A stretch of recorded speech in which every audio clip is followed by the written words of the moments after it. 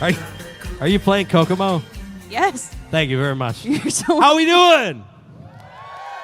Are y'all ready for a show? Look, I just got to meet the talent backstage real quick. They are fired up, excited to be here, which means y'all should be excited to be here. So do me a favor. Please put your hands together and welcome to the stage our Roswell cast reunion. Give it up for Majandra Delfino, Brendan Fehr, Jason Behr, and Nick Wechsler.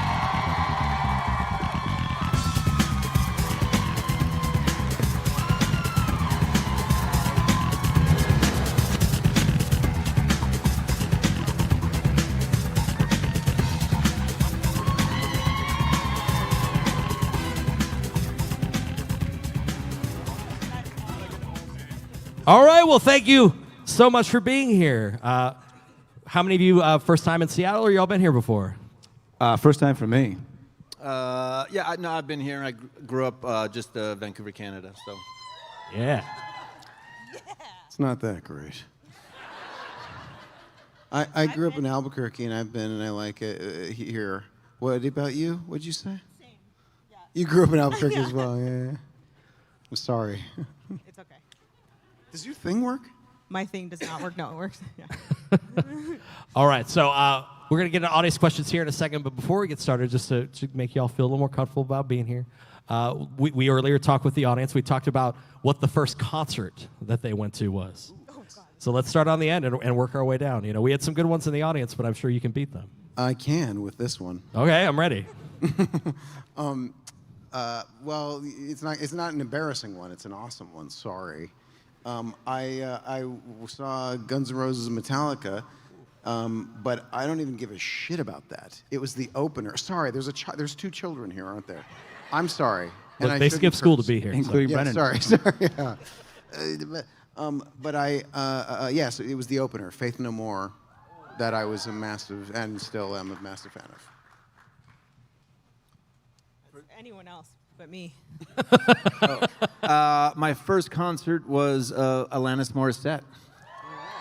Yeah, Nice. Jagged Little Pill in Winnipeg. Why? That's so Canadian. She rocked it. She has a like on that album. She's got a.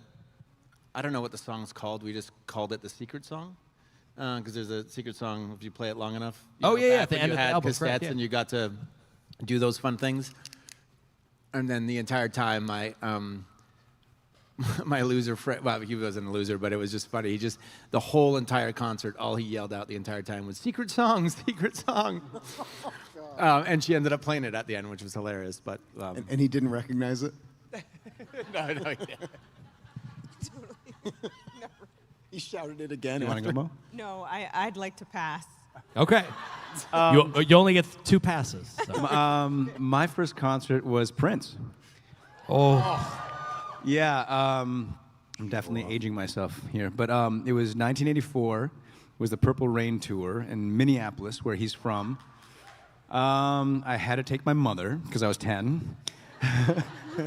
You took her? Yeah, I can't take it. And he played an extra long time because it was his hometown, so he played for like 3+ hours.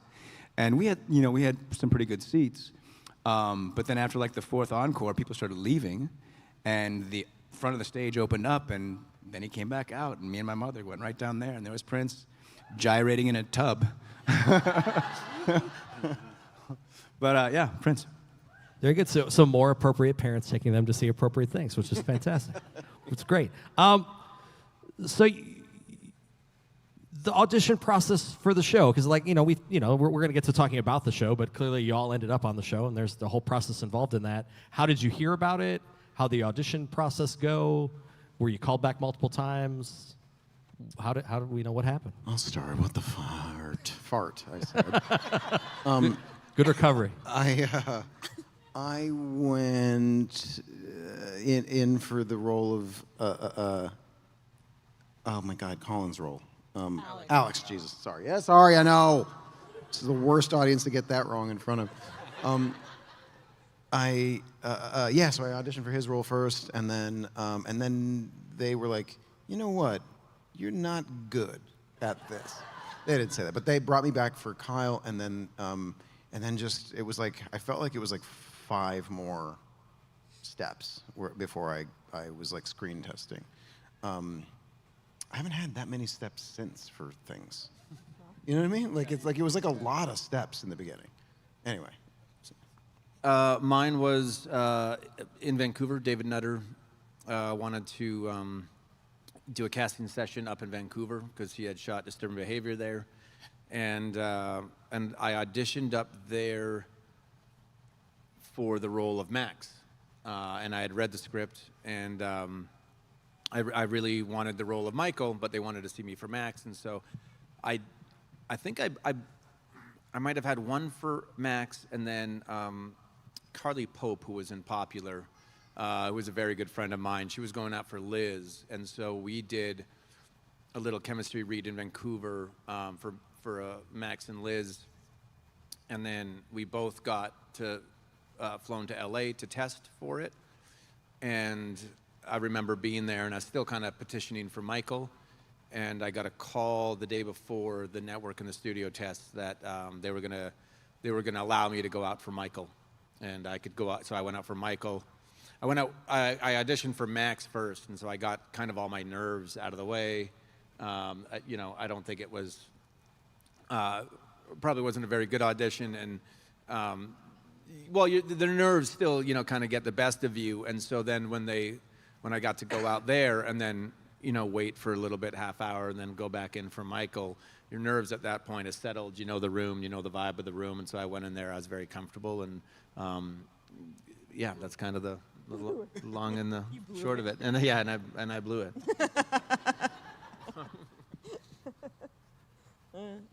Mine was very straightforward. Audition for Liz, I think twice. That was it. And then I got blacklisted for a little bit, and then was invited back in You lied. to the industry because I'd said that I was an adult, but I wasn't. I was 17. So then they forgave me, and then by then everything was cast, so I got to play Maria. Take it off. I auditioned for Liz twice. Didn't get it. I was actually in North Carolina when I got the script, and it was that thing of I was going to continue my character on Dawson's Creek, or I could go out for this pilot that was called Roswell High at the time. It was pretty early on in the process. I came out and I met with David and Jason, and then you go to network and you test, and it was just not very many people, but then I was able to kind of like read with some of the other actors. I read with Katie, I read with a bunch of other Liz's, and we had a really hard time trying to find Liz, and she was kind of like the last addition to the cast. Met her very quickly at 20th Century Fox, and she brought a protractor. She was going to college, it was pretty early on in the process. Wait, question for him, because he remembers everything. Why? Wait, she was one of the last ones cast? Yeah. So that can't be true, because I remember her saying, I screen tested with everyone for your part, my part. And yeah, and so I'm like, well, then I had to be the last one. No, cast. I was the last. I just established. I don't know if you guys caught that I was the last. Yeah. So everybody's claiming to be the last one. No one wants to be first. Anyway, Well, anything to add? Yeah, no, we were having a hard. I read with Carly, there was a bunch of people who were going out for Liz, but yeah, we had a really hard time finding her. Well, we recently, me and Majandra have a podcast, and we've had Jason and Nick on, and various others, and we do a Roswell rewatch, and we had Sarah Downing on, who played Courtney, and Allison Lang, who played Laurie Dupree, and they both auditioned for Liz as well. oh, I thought it was Tess. Oh yeah, No, no, it's she Tess. auditioned. Yeah, they auditioned. Yeah, I guess that was for Tess. But yeah, it was a really small world back there, where Yeah. back then where everyone was. Did anyone read with Maria's? All right. Well, So you get the call. You've been cast in this show. How do you prepare?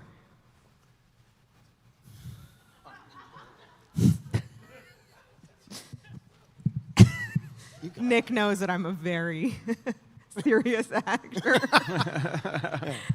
How do you start thinking your character's thoughts, Brendan? I he's got had an no. answer for Yeah, I had no. I didn't know what to do. I based everything was kind of just instinctual. There was something about that character and the way it was written, and I had an idea of who I thought he was, and I was pretty protective of that. And I don't think there was a lot of work done that I do now, or that other actors do. There wasn't a backstory that you do.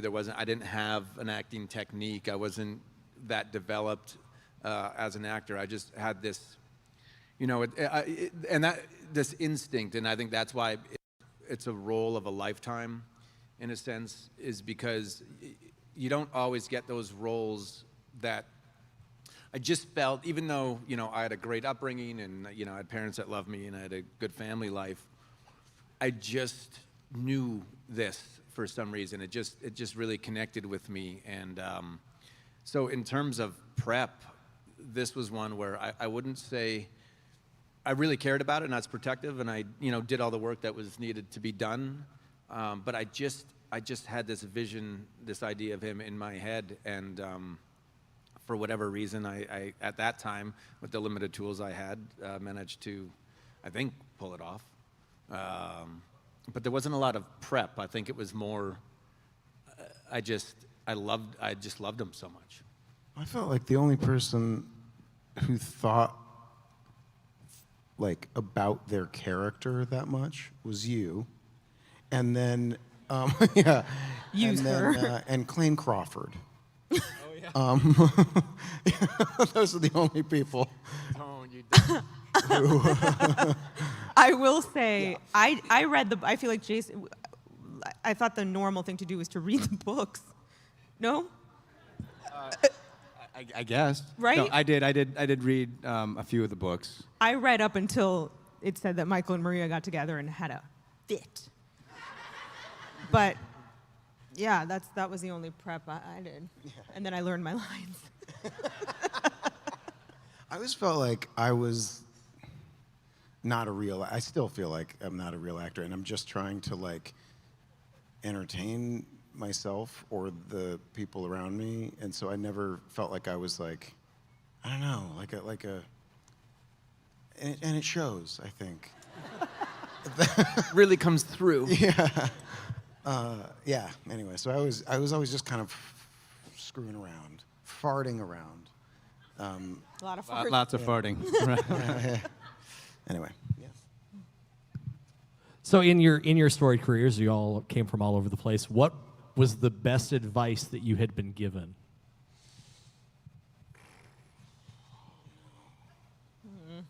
Learn your lines. It sounds very simple, but some people don't. Yeah, I mean, it was just, be That was my prepared. process, dude. That and be on time. I know that sounds silly, but we were young, and you have to be a professional first and foremost. I think there's a lot of leeway you get as an artist, and it's not about that a lot of times, so that was a big one. Didn't do it, but... Yeah, I don't recall being given any advice. I was just kind of figuring it out on my own and paying attention to what other people did, and taking what I think would work for me and throwing other stuff away and seeing how, they did it, and then I'll take a little piece of that. And yeah, it was just a little bit of a process. I mean, I've been given some advice after, but during that time, I actually don't think I would have. I don't think I would have taken it I think you wouldn't have either. I wouldn't have had the capacity to accept advice. I just wanted to, I was going to do it my way. And I didn't want any input from anyone else, really. Yeah, I don't wait. What, I don't think I've ever received advice officially, but it's just stuff that I sort of absorbed over time. I feel like was like just be kind and just be like easy to be around on set and stuff. It's because it trickles down. So if you're a jerk, then it like kind of infects everybody. And so yeah, I think just like making it easy for people to be around you and yeah, I don't know. I just felt like that was a lesson I absorbed. It was like, well, if I ever witnessed problematic behavior, I never wanted to be that for anybody. So yeah, I just always wanted to make it easy for people to come to work. Selfish question on my end. What gig got you your SAG card? I got my SAG card. I played a guy who thought he was Butthead on Step by Step. So, and I hadn't seen the actual cartoon. I just went in there and they're like, you know, he kind of sounds like this. And then I had to do like this real quick because I got the job and I went and worked the next day. So I had to go, you know, find the stuff right away. But yeah, it was me and Bodie Elfman was my Beavis. Aw, my Beavis.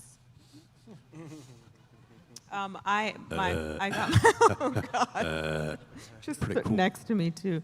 I got my SAG card on my first job, whatever, which was a feature film about a dog and a dolphin that fall in love. I was the human. I wasn't the dog or the dolphin. Roswell. I got my SAG card from Roswell. Wow, really? Wait, Yeah. but you'd done the other thing before, or no?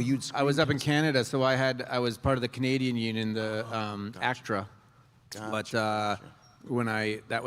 so all my friends that we auditioned for up there, everyone wanted to go. They wanted to get to LA. You know, Vancouver, we were getting lots of jobs and lots of American productions up there, but everyone was going down to LA for pilot season. And, you know, they're kind of working there illegally, and then if they got the job, they're hoping the production of the studio would get them their, you know, O1 visa and kind of hook them like that. And Not I so always, funny now, is it? yeah. And, Guess who? and I always said that I didn't want to crash the party. I wanted to be invited. And so they were all kind of leaving, and I just stayed in Vancouver doing, you know, these odd jobs and learning on the job and getting experience. And then when I landed Roswell and I had to move down there, then they got me my SAG card and my visa, and they kind of took care of everything. So, yeah. I can't remember what got me my SAG card. I'll Rider? say that. I thought you were. Was it Knight Rider? It might have been that. Yeah. You're it did it- unclear. it You did might it. still not have it. You've been AFTRA this whole time. Should probably check on that. Yeah, I just got Taft-Hartley. Yeah, no, I mean I have it, but I can't remember which gig. It was probably Team Knight Rider though. But I feel like honestly, I think it was something before that. I think I got Taft-Hartley on some like little thing. Like I don't know. There were a couple other gigs where I had like a line or something. You know. Yeah. I can't remember if I did a Daniel Steele movie of the week, and I shot Terry Polo in the stomach. Not for real. And it might have been that. Yeah. Yeah. I forget didn't wanna be that my IMDb lives in this room. But yeah. That's So you said y'all have a podcast. How long had it been till you had actually rewatched the show? Like, what was from the last time you saw it till when you actually started watching it again? 24, 5 years. I mean, Yeah, I hadn't rewatched that show up until that point. You almost want to introduce it to your kids and be like, hey, look, I was cool. I had a good show. But they got to discover it themselves, and they've discovered Gilmore Girls, and they like that. It's like the story of our lives. Then they like Dawson. They like everything else, but yeah. So and now doing these cons, we get to talk about it. But it still to this day is amazing. Rewatching certain episodes and going, no clue. Didn't know that happened. Don't remember shooting that. Don't remember that person. Yep. I have. Jason remembers. Yeah, Jason remembers everything, but me and Majandra we were there. Allegedly. We were doing things and talking to each other. Yeah. And to other people. Yeah. But I will get shot in episodes and not remember, and there's a whole bunch of things. So what's fun about the podcast is we're actually discovering it again for the second time in this weird way. And there are some things that will trigger a memory, and we get great stories out of that, and we take that proverbial walk down memory lane. But there's other things where it's just so funny because we weren't absent-minded. Like, we all cared about the show, and we all brought our A game to it every day, and for as much fun as we had, and we did screw around and all that stuff, we were serious and invested in our characters and in those relationships and everything else. And so, and I'm not a head in the clouds kind of guy, but to go back and see some of this and just straight blackout is just a really wild kind of sensation to have to come to terms with, of like, don't know. Yeah, Jason is just like keeping us afloat. We don't remember anything and have to take to him, and ask, was I nice? Or what what was I like? Or whatever. What did we do on this episode? Or Literally on the walk over here, I asked him for a quote from my character to maybe write on the autographs. Hey, Jay. Do you got a favorite? What do I think about? And he gave you like 3. He's like, pick one of these. He's like, ooh, that's tough. Like, it's so hard to narrow. When's my mom's birthday, Jason? So the show had a couple different studio homes. Did you notice any differences when they changed homes between what the set was like? Oh, yeah. Yeah. Oh, yeah. Meaning the feeling of the show? Yeah, correct. Yes. The leather, the amount of leather in the wardrobe ramped up as we moved. Yeah, it felt very different. Season 1 to season 3 to me are 2 totally different shows. Like, that was like a sexy statement. Ooh. I mean, part of that was network and network notes. Part of it was, introducing new writers and kind of co-showrunners with Ron Moore coming in. And, obviously there's behind the scene, politics and doing all that. But you could feel that, I don't know exactly what we were chasing. I don't know if we were, chasing, like, trying to catch up to Buffy, like Buffy ratings. I don't know if they're, obviously you're always chasing ratings and success, but I don't know if we were chasing that. I don't know if we were sometimes it felt like we were chasing our own tail. But I mean, it was one of those, because of the nature of the show, where you have a guy like Jason Katims, who what he does best is those relationships. And then we have, and he can, whether it's a sci-fi element, that's the backdrop, or football, with Friday Night Lights, whatever else, that's kind of where he lives and breathes and does his best work. And, it was, the good episodes managed to really, ride that knife's edge of both of those, whether it's a storyline of relationships and B of sci-fi or vice versa.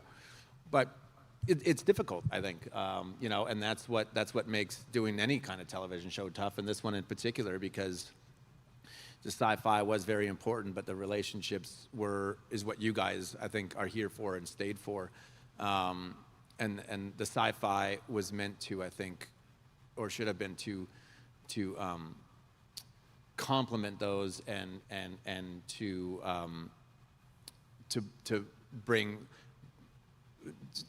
To act as an obstacle to those as well, you know, in order, because obviously you need those obstacles to overcome and for the heartbreak and whatnot. So, yeah, it was always a show where you know, we're just always, and I think a lot of shows, you know, we're trying to find your footing and where your, you know, where that sweet spot lies. Fucking Adrian Brody over here. Am I right? I'm kidding. Sorry, I gotta stop cursing. Sorry. Don't All make right, me laugh. we had some audience members text us some questions. Teal wants to know, do you believe in aliens? I do. Oh, where you from, you sexy thing? Right? Wait, what? Do it Do again. you believe in aliens? Sorry, it just happens in my brain, and then I gotta do it. It comes out. And then I gotta do it. Obviously, yes, I do. I feel like Nick might be one of them.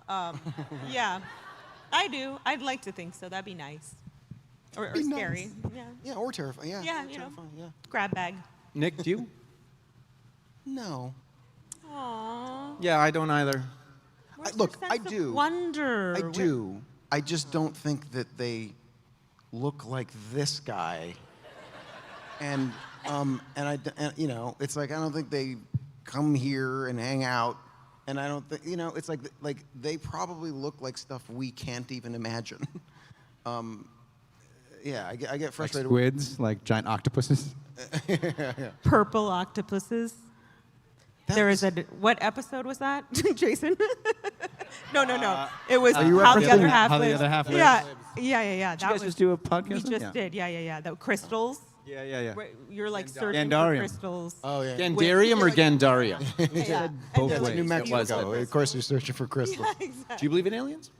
I feel like it would be really presumptuous of us to think that we're the only. Not that they live. Well, not that they well. look like us. Yeah.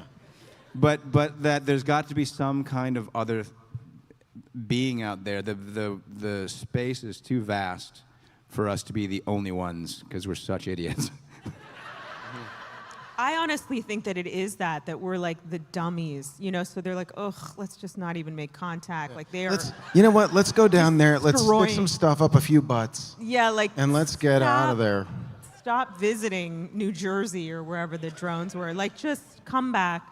Leave that Earth alone. It's like the aliens from The Simpsons. They just sort of like, let's just leave them alone. Yeah. Ooh, let them blow themselves up. Melissa wants to know, what traits do you share with your character?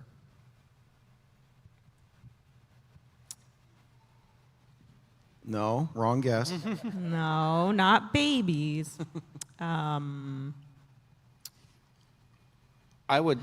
wrestled. Did you say I wrestle? Yeah, I wrestled. Not wrestle. I wrestled. Oh, wrestle. I don't currently wrestle. Kyle was a wrestler. There's something. Bye. Yeah. I would say, Bye. I would say my stubbornness and my, it's gotten better, but kind of lack of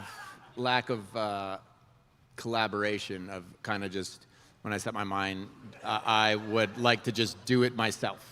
Just leave me alone and let me get this done, because I got to talk to you and How's your wife feel about that? walk your way through it. It's going great. Michael I'm was a getting good better. boyfriend. Yeah, I think I share just the hornball nature of Maria. No, I would say the like very loyal, that just the friend. She was such a good friend. I'm a terrible friend, but I like to think of myself as a good one. I do feel like I say it's not safe, and I'm sorry, and a lot. It's almost, it is almost like a drinking game. If like you watch Roswell, and every time Max says, "It's not safe," and "I'm sorry," enjoy. That's a drinking game, and yeah. Claire wanted to know what was the most memorable scene that you filmed.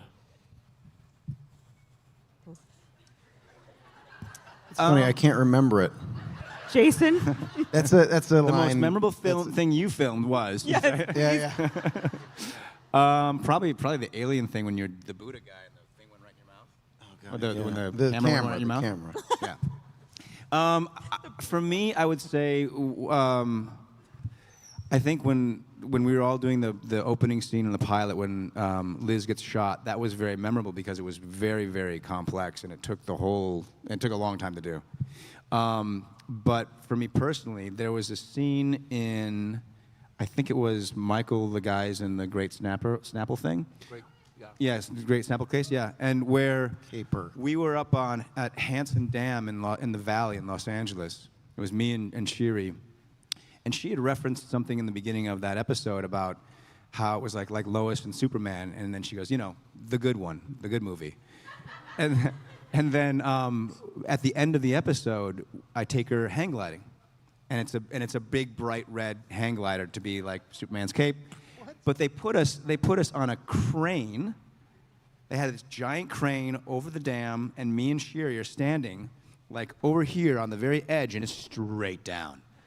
And we're all harnessed in there, and we're doing our dialogue, and they say, "This time we're really gonna go." And they basically pick us up with this crane. There's a wire attached to the hang glider. They pick us up with this crane, and then they bring us out over like this big giant drop, and that was memorable. I really want to use the stage like you did with my answer, but I would say in the pilot during the festival where I had to pretend. Yes, because as I was doing it, I was like, I'm unclear on the plot. Like I was still. I had to have it explained. Yeah, I was like, sorry, wait, so did I die and they brought me back? And then David Nutter had to be like, no, you don't actually die. My soul was crushed. But yeah, that was very memorable. Yeah. There's a lot of them. I mean, the pilot is its own special thing. I think at every television show you do, that pilot is just that newness and that freshness and meeting new people, and especially because this was the first one I'd ever done, and I was so young, there's something about that. But I would probably say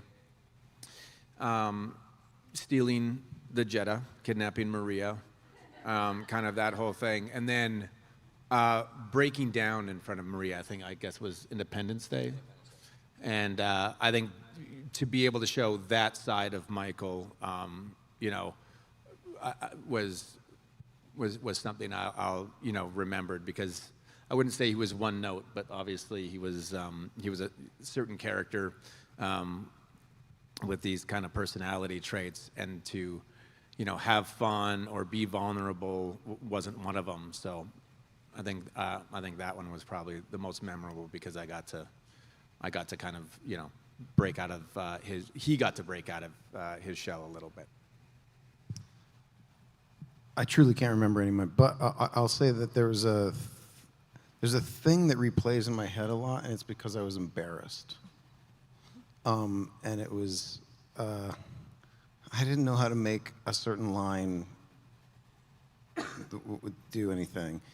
And it was the, when I say like, "Forgive me, Buddha, but I'm gonna kick your ass," or something like that. And then he grabs this guy who was a stunt guy, and like the guy's charging at me, and I'm supposed to like duck under and kind of get get my shoulder in his stomach or something, and then lift him up and kind of flip him over. And he got hurt, like in real life. Like he didn't die, he's fine, but he's brain damaged. I'm kidding, he's fine. He was already brain damaged. No, but no, he's fine. But I felt horrible, and it just still replays. Like, isn't that crazy? I still feel like guilt and bad, like, I hope that guy's okay, or just I hope he knows how bad I felt or something. Not that that does anything. He's still hurt, but anyway, like he's wearing all this padding, and that you rehearse it, and then it's like, okay, do it this way, don't do it this way, because that way it could hurt me, and then he got hurt, and I'm like, I must have done it the wrong way. So yeah. I mean, there's lots, but I will say you're playing those drums in the band room with the sunglasses on is just the way you drop the stick. You're like, yeah, it's just such a great introduction though to this character, and it's just so well done. It kills me every time I've seen it. It's genius. Thanks. Another audience question. Did you know it was coming to an end?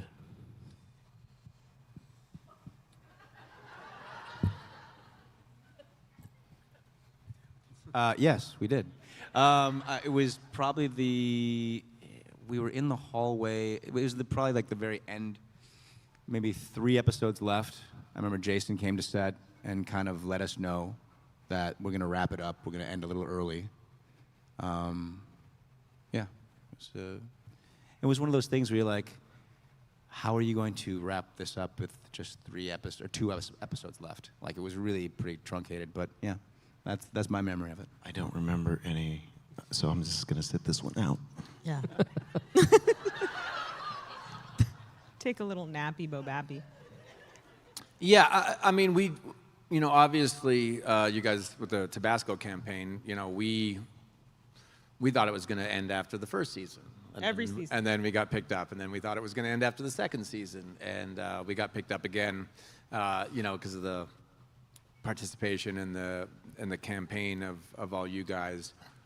And there was, there was up until, Jason told us, there was that feeling of, are we or are we not coming back? And, I just felt like, well, there's a pretty good chance we come back because of, all you guys out there just wouldn't let it die.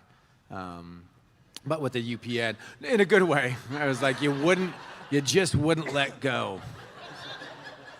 You just kept sending in those bottles. But I think the UPN switch kind of switched things up a little bit, so that just felt different. So you're always in kind of this kind of amorphous little thing that you can't quite figure out. So, yeah, and looking back on it, yeah, kind of still sucks. Do you have a favorite person on the crew? Is there someone that you remember particularly, or someone that isn't a person that you wouldn't see on film? Yes, we do. We all do. Yeah. Yeah. Let's say it on 3. Summertime. 1, 2, 3. Scott Jamie Brown. Barber. Oh. Dare you? But Scott was 1 season. Yeah, but he was still on the crew, and he's the only person we hang out with throughout the years. Yeah, well, yeah. Shut up. Scott Brown is the one that we love the most. You know It's true. If Jeez. I thought we were picking all 3 years.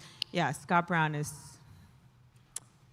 So Jamie Bamber, huh? Okay. Yeah. Okay. Jamie Brown. Jamie. Trying to make it work. Yeah. Jamie Barber. That's what I said, too. Was Jamie one Barber. of the Bamber is a most different memorable. story. Yeah. There was a lot. Kenny, the Kenny sound guy, sound was guy. amazing. What you Bacon the bacon strip? Yeah. I won't let my child listen to that, because then he's like, what is that? Yeah, sorry. Turn the bacon Lou. strips on the outside. Lou. Luke, that's what I'm saying. Summertime, living in a season. He would sing the song all the time. You wouldn't even realize he was there, and all of a sudden, like, this sound would come. Summertime. Oh shit. Yeah. Oh, He's got a real look to him too, and a real. He was like a lounge singer somewhere in Vegas. Yeah, At one point. 100%. Yeah. But yeah, no, you're right, Nick. Obviously, Scott It was Scott. Yeah, you're right. Okay. Brown. I know. Love you. So was there any like on-set tradition, something you did every morning? My makeup. You do it before. I did it myself. No, though I always loved that I was the only one from New Mexico, but they darkened me to make me look like I was from New Mexico. Yeah. I remember in the pilot, Nick was like, "I look like a terracotta." Yeah. like because you were like orange, like it was. Yeah. You look like I looked like a terracotta vase. Yeah, like New a Mexico vase. flooring was what they were going for. yeah. Yeah. Yeah. Yeah. So Charlotte wants to know what your favorite line was, since you were talking about boy. what's a sign. Jason, this one's for you. What's my favorite line? It's kind of a mouthful.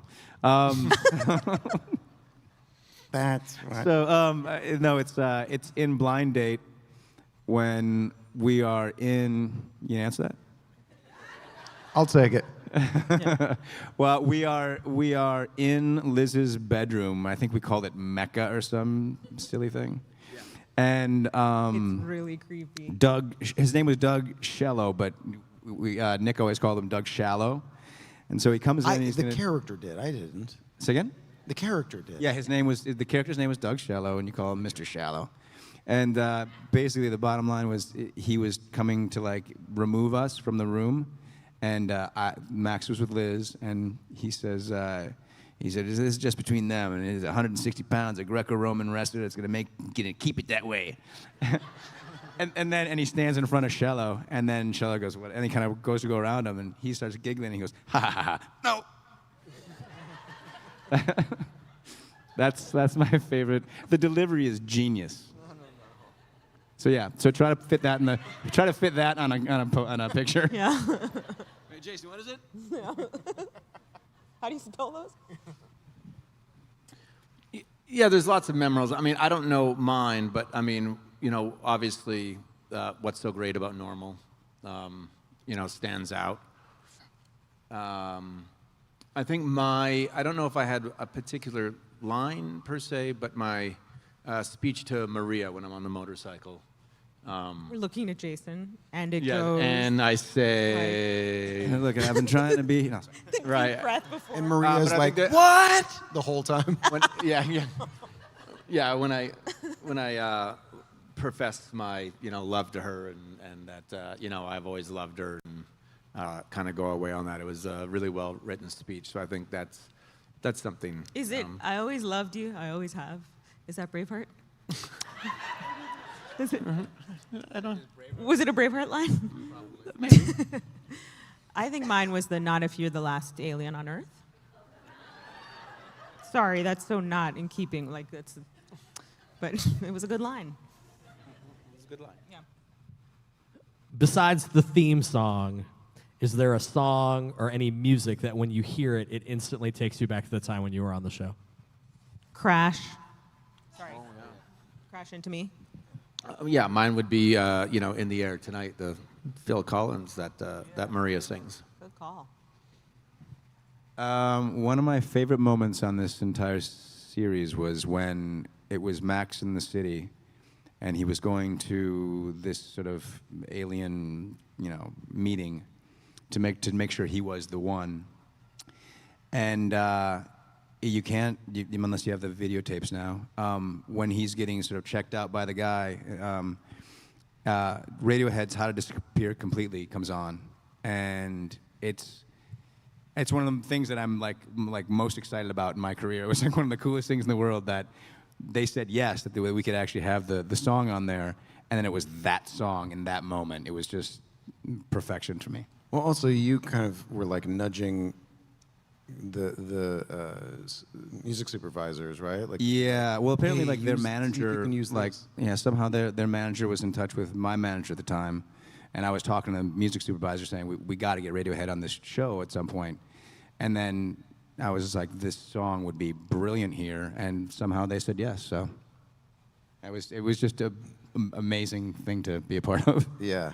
I don't even remember it, and that's my answer as well. I think yours is "Genie in a Bottle." Wait, did that happen? Yes, they made me sing it. Then that's my answer. That every time. There was a lot of good songs. It was crazy. Yeah. Also, there was "Given to Fly" by the Foo Fighters. My son is a huge Foo Fighters fan. I like them too very much. But "Given to Fly" was I think it was Blood Brothers, when in the beginning when Max and Liz are in Bob and they're driving down the canyon road, and you can really tell like we're not driving so fast when they cut back to us and like there's barely any wind and the road's not really moving behind us. but Foo Fighters was on at that point, right before they got in the accident. I thought that was Say the name of the song again. Given to Fly. Yeah. Not No, Given no, to no. Fly. Sorry, not Given to Fly. There's a fly in it. Learn to fly. Learn to fly. Learn to Fly. Thank you so much. Learn to Fly. Yeah, it was just the funny thing was I didn't even clock that it was the wrong band, the wrong title. I was hearing "Given a Fly." I was like, "What?" That was do my you think ritualistic this song in the is morning about? before I went to set. I always would sing "Given a Fly." Here's the obligatory hot sauce question. Do any of you really like hot sauce? And if so, which one? Yes, all of them. I love hot ones. I want to go on hot ones. Yeah. But I think we're gonna have to. Maybe all of us. Can we go on hot ones? That would be amazing. I think that we would have to though, like start out with Tabasco because I think it's like the least offensive. I love that you think we get to decide who gets Yeah. to be on Hot Ones. And who gets We'll just what call you get them. to Look, eat. I want to be on Hot Ones, actually. I think So I'm it just should be gonna the do four it. of us. actually, it's pretty. You just have to reach out to him. Seriously. Wait, really? Like, you should all together, especially around an anniversary time, send him an email. But Like, it seems like I'll have he my old only, manager call like, his manager. Yeah. And then get Tom No, to it's work on really the not like. Yeah. It's really that easy. Yeah. Oh, It wow. seems like though That'd that be he's fun. got such a big got such giant names on there now that he'd just never air our episode. Yeah, but it tells a great story, and that's what he looks at. Okay, like for okay. real, seriously, like Okay. to draw it together with your characters and like Yeah, the hot that sauce. to me seems like a great story and a great reason to do a show. Dream big. That'll be part Just of my send an pitch. email, man. Yeah. Yeah. Like it's telling you, like that's the whole thing. I assume you're actress because you like to tell stories. When did you decide you wanted to act? Like, how did that happen? I mean, I always wanted to make people I'll let you know when it happens. Okay. nice. I always wanted to make my friends laugh, and I was like, I don't know. I used to kind of like want to be on like SNL or something, but then I was like, I'm not funny in that way, or like I'm not funny in like a stand-up way either. I need to make fun of someone else. And so it kind of led me. It's like, well, then I need a scene partner. I need someone to bounce up, and then that kind of led me to like theater and led me to acting, and then I met some crazy acting coach lady. Bad story there, and she convinced me to move to LA, which was the best thing she did, and yeah, the rest is caca, as they say. Mo? I thought that you guys were doing like a Hot Ones bit, and that it wasn't a sincere question. What was the question? When you decided, what was it that made you decide you wanted to act? Like, how did that happen? I mean, I know you also have a musical background as well, so that's kind of a double question. I think it was like college seemed like a terrible idea. Just avoiding. Still avoiding it. Yeah, it felt kind of like a natural extension of music and performing and all of that. I went to like a camp and had to take acting because was there for like dance and other things, but I was like, oh, this is fun. It just was very fun and felt comfortable. And I thought if it went well, I won't have to stay in school. That's literally it. Sorry. I'd love to be on SNL as well. I think mine was probably about 6 or 7 years into my career. Up until that point, I was just kind of riding a wave and going, all right, well, I'll ride her till she bucks me, and then I'll go back to university. And got enough jobs where that was becoming less and less of a of really going back, and it wasn't really that practical.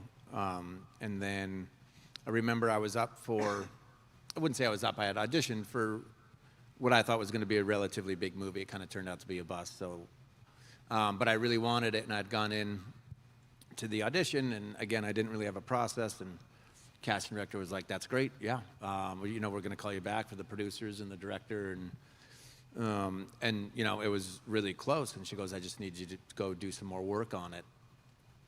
And I went, "Okay," and I went home, and I was like, "I don't even know what that means." And just just went back the next day or the next week, and I just simply tried harder, which I don't even know what that means either. But that was the best. Yeah, I didn't know. Pushing things. Yeah, pushing exactly. And I just tried harder, which is not a good idea at all, and didn't get the role. And that was the first time where I got curious, where I went, wait, what? And a hernia. And a hernia.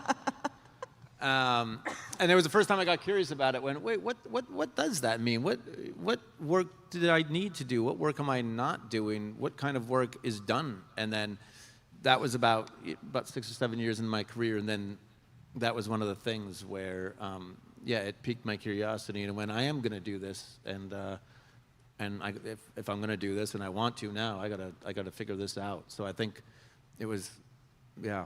She bucked you. She bucked me. She bucked you, man. Dude, yeah. He had that locked and loaded. As soon as he went for the microphone, I was like, he's got something. He's got something. I was in the 5th grade, and I was in Minnesota. I was in Minneapolis. I was all my Minnesotans out there. And I had auditioned for this movie called The Boy Who Could Fly. And I was a kid and just goofing off, and the director and the producer flew out to meet me, and I thought, oh, that's pretty cool, but I didn't really think much of it after that. And then Fred Savage ended up doing the role, and I thought, well, that's I liked him, but my dad came back into our lives, and this was 10 years later. I must have been maybe 16 years old, maybe 17. And he goes, oh yeah, you remember that one time when the producers of Boy Could Fly called me up and said, you got to keep your kid in acting because he's good. And I said, no, Dad, I don't remember that. I was like, you didn't tell me that. And he's like, oh, he's like, yeah, no, they called and they said, we wanted to give him the role, but we had to take somebody who was already in Los Angeles because they didn't want to relocate you, but keep the kid in acting. I'm like, thanks, Dad. But that was the turning point for me. I really thought, oh, there's something to this. I can actually maybe go out there and do this for an actual living. But it was a little bit too late. Well, thank you all so very much for being here. Where can they find you this weekend? What days are you here? Where are you signing? All that stuff. What is our booth number? I think it's like 10 or 11. I don't know. 9, 10, 11. But we're here today, 12. Saturday and Sunday. Wonderful. All of us, we'll be here all day. Come visit us. Morning to the end. So please make sure to go visit them in their booth. Do me a favor, please, Emerald City Comic Con, put your hands together for our Casper Boswell. Thank you.